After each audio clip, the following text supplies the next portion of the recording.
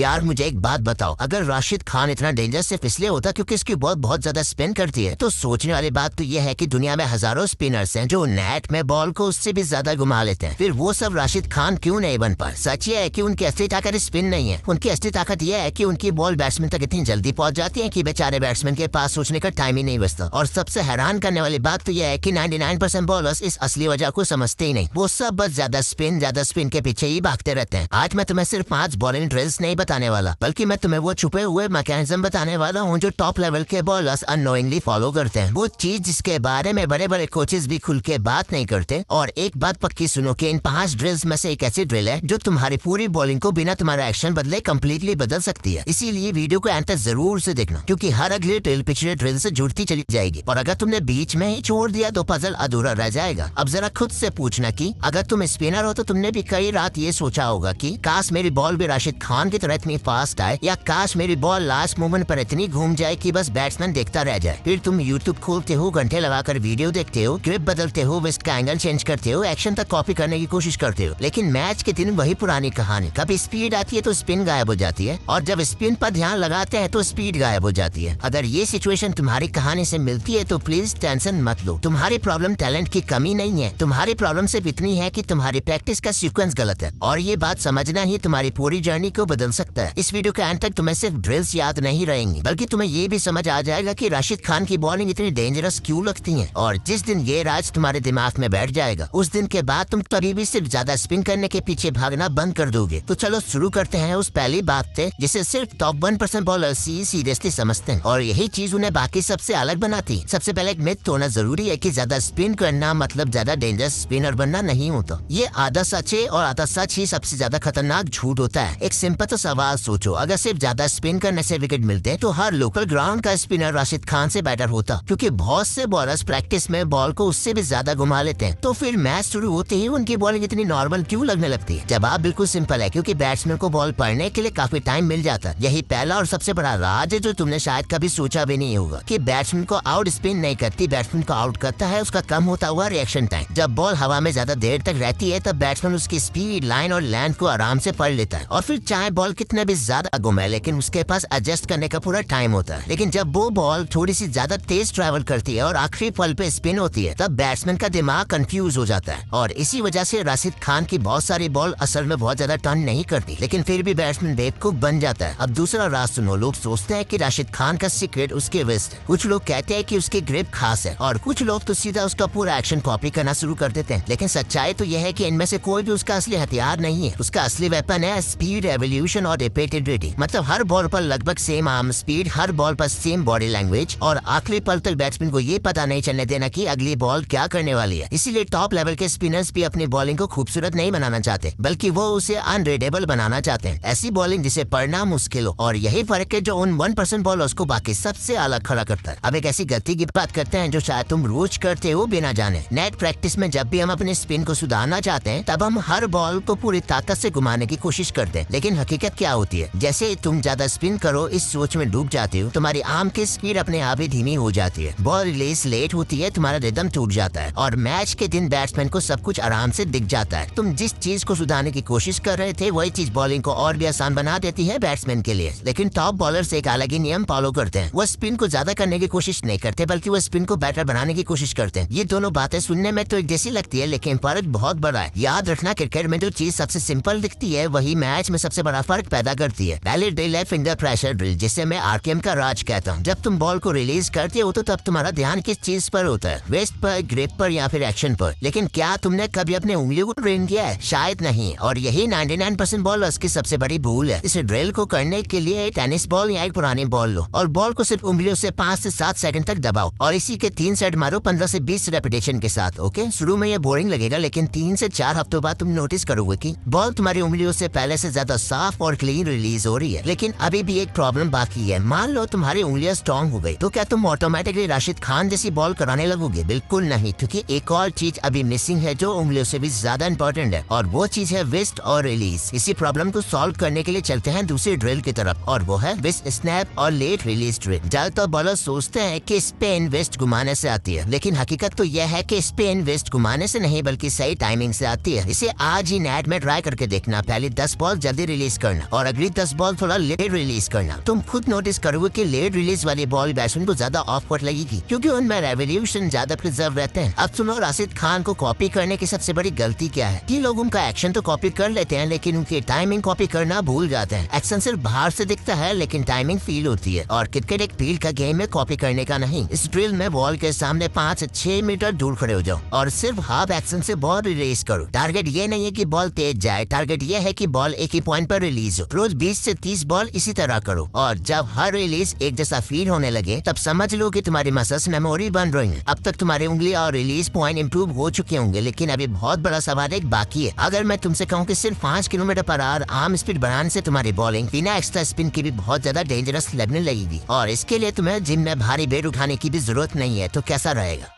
अच्छा ना। तो इस प्रॉब्लम को सॉल्व करने के नेक्स्ट ड्रिल पर चलते हैं। तो हमारी तीसरी ड्रिल आती है फास्ट आर्म स्पीड ड्रिल, जो राशिद खान का सबसे अंडररेटेड हथियार है। अगर तुम किसी से पूछोगे कि राशिद खान की बॉलिंग इतनी डेंजरस क्यों लगती है तो ज्यादातर लोग बोलेंगे स्पिन की वजह से, लेकिन सच ये है कि उनकी सबसे बड़ी ताकत उनके आर्म की स्पीड है क्योंकि उनकी बॉल बैट्समैन तक इतनी जल्दी पहुंचती है कि बैट्समैन को लाइन, लेंथ और स्पिन तीनों को एक साथ प्रोसेस करना पड़ता है। यहाँ एक जरूरी बात समझना कि फास्ट बॉलिंग और फास्ट आर्म स्पीड एक जैसी चीज नहीं है। बहुत से बॉलर्स बॉल को बहुत जोर से फेंकने लगते हैं जिसका नतीजा होता है कंट्रोल खत्म, स्पिन खत्म और एक्यूरेसी गायब। लेकिन एलईडी स्पिनर्स बॉल को धक्का नहीं देते बल्कि वो अपनी बॉडी की एनर्जी को स्मूथली ट्रांसफर करते हैं। इस ड्रिल में बॉल के बिना बॉलिंग एक्शन करो, सिर्फ आर्म को फास्ट लाने पर फोकस करते हुए 10 फास्ट रेपिटेशन करो, फिर 10 कंट्रोल रेपिटेशन और फिर 3 राउंड दोबारा। एक और वेरिएशन के लिए हल्का रेजिस्टेंट बैंड यूज करके अपने बॉलिंग आर्म को एक्सप्लोसिव मूव करो और इस ड्रिल के आपको 15 रेपिटेशन के 3 सेट मारने हैं। ओके, जब आर्म स्पीड इंप्रूव होती है तो वही पुरानी स्पिन और भी ज्यादा डेंजरस फील होती है क्योंकि तब बैट्समैन का रिएक्शन टाइम कम हो जाता है। हमारी चौथी ड्रिल है एक्यूरेसी अंडर स्पीड ड्रिल और यही वो 1% का फर्क है। मान लो अब तुम्हारी आर्म स्पीड बढ़ गई लेकिन तब एक नई प्रॉब्लम आती है और वो प्रॉब्लम ये है कि जैसे ही स्पीड बढ़ती है वैसी लाइन और लेंथ बिगड़ने लगती है। इसी वजह से बहुत से बॉलर्स नेट में तो डेंजरस लगते हैं लेकिन मैच में नहीं। राशिद खान की रियल सुपर पावर उसकी स्पिन नहीं बल्कि उसकी रिपीटेबल एक्यूरेसी है। वो सेम आर्म स्पीड पर बार बार सेम जगह हिट करता है और इसी वजह से बैट्समैन कंफ्यूज रहता है। इस ड्रिल में पिच पर एक कॉइन या छोटा कोन रखो और 30 बॉल कराओ और नियम ये है कि आर्म स्पीड कम नहीं होनी चाहिए और तुम्हारा टारगेट है कोन के पास ज्यादा से ज्यादा बॉल गिराने का। अब तक तुमने अपने finger power, wrist timing, fast arm speed और एक्यूरेसी अंडर प्रेशर सुधार लिए लेकिन सबसे बड़ा राज अभी बाकी है। अगर मैं तुमसे कहूँ कि नेट में 1000 बॉल डालने के बाद भी तुम मैच में फेल हो सकते हो और एक सिंपल सी ड्रिल है जो प्रेशर में विकेट लेना सिखाती है तो कैसा रहेगा? अच्छा ना। तो चलो इस प्रॉब्लम को सॉल्व करने के लिए नेक्स्ट ड्रिल पर चलते हैं जो है 5वीं और आखिरी drill, that is match simulation, जो असली गेम चेंजर है और जिसे 99% प्लेयर्स स्किप कर देते हैं। नेट में तो हम बस बॉल डालते रहते हैं लेकिन मैच में हर बॉल के पीछे एक प्लान होता है और एलीट बॉलर सिर्फ बॉलिंग की प्रैक्टिस नहीं करते बल्कि वो डिसीजन मेकिंग की प्रैक्टिस करते हैं। इस ड्रिल में हर ओवर को एक मैच सिमुलेशन समझकर बॉल करो। जैसे पहले ओवर में पावर प्ले चल रहा है तो सिर्फ डॉट बॉल का टारगेट रखो, दूसरे ओवर में बैट्समैन अटैक कर रहा है तो ट्रैप सेट करो और तीसरे ओवर में विकेट चाहिए तो अपनी बेस्ट डिलीवरी यूज करो। और हर बॉल से पहले खुद से एक सवाल पूछो कि अगर ये रियल मैच होता तो मैं ये बॉल क्यों डालता। सिर्फ ये एक हैबिट तुम्हारी गेम अवेयरनेस को पूरी तरह से बदल देगी। अब वो राज सुनो जिसके लिए तुम ये वीडियो देख रहे थे कि लोग सोचते हैं कि राशिद खान डेंजरस है क्योंकि उनकी बॉल बहुत ज्यादा स्पिन करती है, लेकिन हकीकत तो यह है कि राशिद खान डेंजरस इसलिए है क्योंकि उनकी हर बॉल दिखने में तो सेम होती है लेकिन हर बॉल का नतीजा अलग होता है। बैट्समैन रिलीज तक तो कुछ और एक्सपेक्ट करता है और पिच होने के बाद कुछ और होता है। इसी को डिसेप्शन कहते हैं और यही एक वर्ल्ड क्लास स्पिनर की असली पहचान है। वीडियो खत्म करने से पहले एक छोटी सी वार्निंग सुन लो। बहुत से प्लेयर्स ये 5 ड्रिल्स सीख तो लेते हैं लेकिन फिर भी उनकी बॉलिंग इंप्रूव नहीं होती क्योंकि वो ड्रिल्स गलत नहीं करते बल्कि वो उन्हें गलत तरीके से यूज करते हैं। उनकी पहली गलती है रोज नए ड्रिल्स ट्राई करना। आज यूट्यूब से एक, कल इंस्टाग्राम से दूसरी, परसों किसी और को उससे तीसरी। इससे नॉलेज तो बढ़ती है लेकिन स्किल नहीं। अब सबसे जरूरी बात, अगर तुम्हारा गोल सिर्फ राशिद खान का एक्शन कॉपी करना है तो तुम कभी भी राशिद खान नहीं बन सकते, लेकिन अगर तुम उनके प्रिंसिपल्स कॉपी करते हो तो तुम जरूर अपना बेस्ट वर्जन बन सकते हो। अगर इस पूरी वीडियो से तुम्हें सिर्फ एक लाइन याद रखनी है तो यही रखना कि डेंजरस स्पिनर वो नहीं होता जो सबसे ज्यादा स्पिन कराता है बल्कि सबसे डेंजरस स्पिनर वो होता है जो बैट्समैन से सबसे ज्यादा गलती करवाता है और ये गलतियां सिर्फ टैलेंट से नहीं बल्कि सही प्रैक्टिस से होती है। सो प्लेयर्स, आज की वीडियो में इतना ही। अगर आपको वीडियो वैल्यूबल लगी हो तो इस वीडियो को लाइक करें, चाहे तो सब्सक्राइब करें। अब मैं मिलता हूँ आपसे नेक्स्ट वीडियो में। So thank you guys watching this video till the end.